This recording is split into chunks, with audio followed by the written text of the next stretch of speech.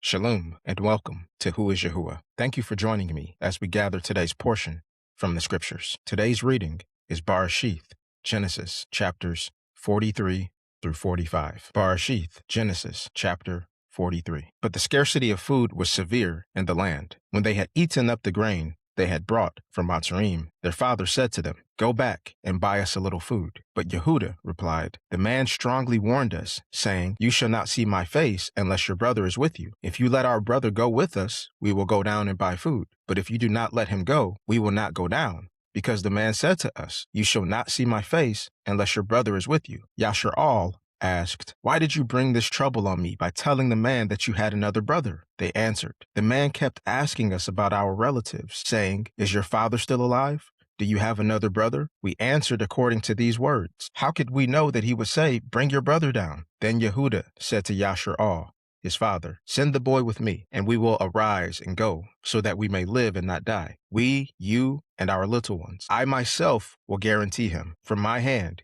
you may require him. If I do not bring him back to you and set him before you, then let me bear the blame forever. If we had not delayed, we could have returned twice by now." Then their father Yashar said to them, "If it must be so, then do this. Take some of the best fruits of the land in your vessels as a gift for the man, a little balm, a little honey, spice, myrrh, pistachios, and almonds. Take double the silver in your hand, and return the silver that was returned in the mouths of your sacks. It may have been a mistake. Take your brother and go back to the man. May Al Shaddai grant you compassion before the man, so that he may release your other brother and Banyamyn. As for me, I am bereaved. I am bereaved." So the men took the present, doubled the amount of silver, and Banyamyn, and they arose and went down to Matsraym, and stood before Yahusaph. When Yahusaph saw Banyamyn with them, he said to the steward of his house, "Bring the men to my house, slaughter an animal, and prepare it, for they will dine with me at noon." The steward did as Yahusaph ordered, and brought the men to Yahusaph's house. The men were afraid because they were brought to Yahusaph's house. They said, "It is because of the silver that was returned in our sacks the first time. He is going to attack us and seize us as slaves, along with our donkeys." So they approached the steward of Yahusaph's house and spoke to him at the door of the house. They said, "Oh, my master, we came down the first time to buy food. But when we reached the lodging place, we opened our sacks and found each man's silver in the mouth of his sack, our silver in full weight, so we have brought it back with us. We have also brought additional silver with us to buy food. We do not know who put our silver in our sacks." The steward replied, "Shalom to you. Do not be afraid. Your Elohim and the Elohim of your father has given you treasure in your sacks. I received your silver." Then he brought Shamaun out to them. The steward brought the men into Yahusaph's house, gave them water to wash their feet, and provided fodder for their donkeys. They prepared their gift for Yahusaph's arrival at noon, for they had heard they were to dine there. When Yahusaph arrived, they brought the gift into the house and bowed down before him to the ground. He asked them about their well-being and said, "Is your father well, the old man of whom you spoke? Is he still alive?" They answered, "Your servant, our father, is well. He is still alive." Then they bowed down and prostrated themselves. When Yahusaph lifted his eyes and saw Banyamyn, his mother's son, he said, "Is this your youngest brother, of whom you spoke to me?" Then he said, "Elohim be gracious to you, my son." Yahusaph hurried out, for his heart was deeply moved for his brother. He sought a place to weep, went into his chamber, and wept there. After washing his face, he came out, restrained himself, and said, "Serve the food." They served him by himself, the brothers by themselves, and the Matsraym who ate with him by themselves, because the Matsraym could not eat with Hebrews, for that is an abomination to them. The brothers were seated before him in order of their birthright, from the firstborn to the youngest. And they looked at one another in astonishment. Yahusaph sent portions to them from his table, but Banyamyn's portion was 5 times larger than theirs. They feasted and drank freely with him.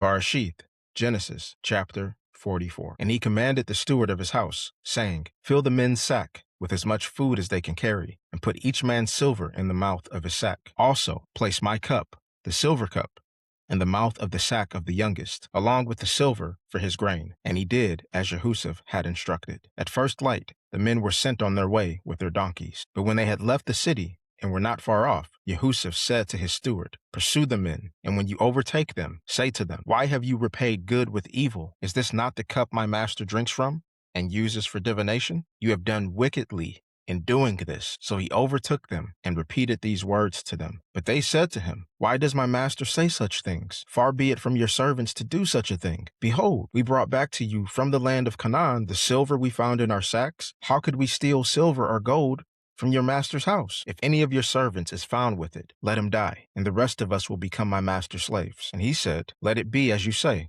The one who is found with it shall be my slave, and the rest of you will be blameless. Then each man quickly lowered his sack to the ground and opened it. He searched, beginning with the eldest and ending with the youngest, and the cup was found in Banyamyn's sack. Then they tore their garments, and each man loaded his donkey and returned to the city. Yahudah and his brothers came to Yahusaph's house, and he was still there. They fell to the ground before him. Yahusaph said to them, What is this you have done? Did you not know that a man like me can certainly practice divination? Yahudah said, What can we say to my master? How can we speak? Or how can we justify ourselves? Elohim has exposed the guilt of your servants. Here we are, my master's slaves, both we and the one in whose possession the cup was found. But Yahusaph said, Far be it from me to do so. The man in whose hand the cup was found shall be my slave. But the rest of you go up in shalom to your father. Then Yahudah approached him and said, Oh, my master, please let your servant speak a word in my master's hearing, and do not let your anger burn against your servant,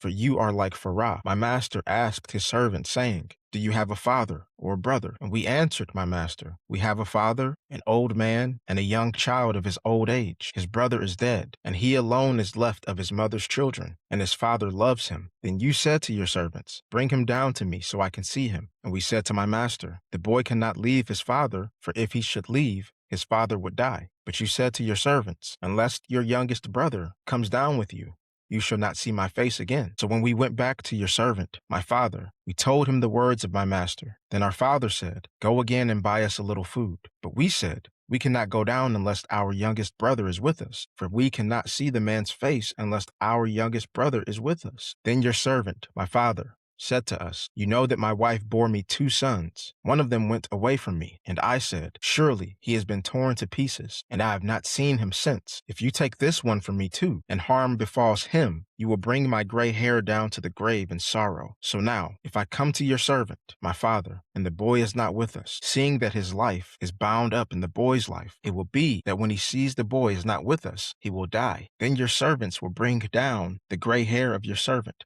our father, with sorrow to the grave. For your servant became surety for the boy to my father, saying, If I do not bring him back to you, then let me bear the blame before my father forever. Now, therefore, please let your servant remain here instead of the boy as a slave to my master, and let the boy go up with his brothers. For how can I go back to my father if the boy is not with me? I could not bear to see the misery that would overtake my father. Barashyth, Genesis chapter 45. Yahusaph could no longer restrain himself before all who stood by him, and he called out, Have everyone leave. So no one remained with him when Yahusaph made himself known to his brothers. He wept aloud, and the Matsraym, and even the house of Pharaoh, heard it. Yahusaph said to his brothers, I am Yahusaph. Is my father still alive? But his brothers were unable to answer him, for they were terrified in his presence. Yahusaph said to his brothers, Please, come closer to me. When they approached, he said, I am Yahusaph, your brother, whom you sold into Matsraym. Now, do not grieve or be angry with yourselves, because you sold me here. For Elohim sent me ahead of you to preserve life. For the famine has been in the land these 2 years, and there are still 5 years without plowing or harvesting. Elohim sent me ahead of you to preserve a remnant for you on the earth, and to save your lives by a great deliverance. So it was not you who sent me here, but Elohim. He has made me a father to Pharaoh, master of all his household,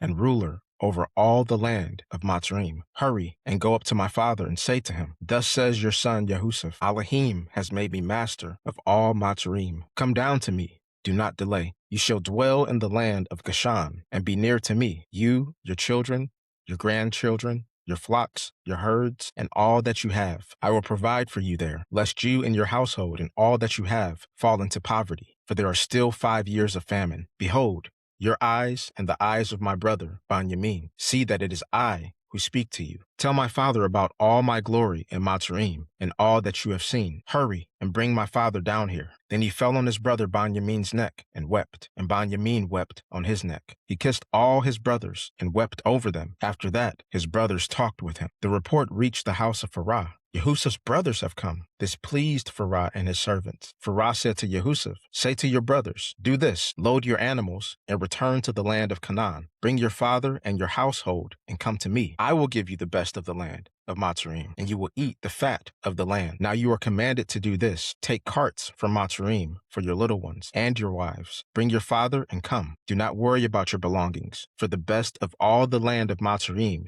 is yours." The sons of Yahusaph did so. Yahusaph gave them carts according to Pharaoh's command, and he provided them with provisions for their journey. He gave each of them changes of clothing, but to Banyamyn he gave 300 pieces of silver and 5 changes of clothing. He sent to his father 10 donkeys, loaded with the best of Matsraym, and 10 female donkeys, loaded with grain, bread, and provisions for the journey. Then he sent his brothers away, and as they departed, he said to them, "Do not quarrel along the way." So they went up from Matsraym and came to their father Yaqab in the land of Canaan. They told him, "Yahusaph is still alive, and he is ruler over all the land of Matsraym."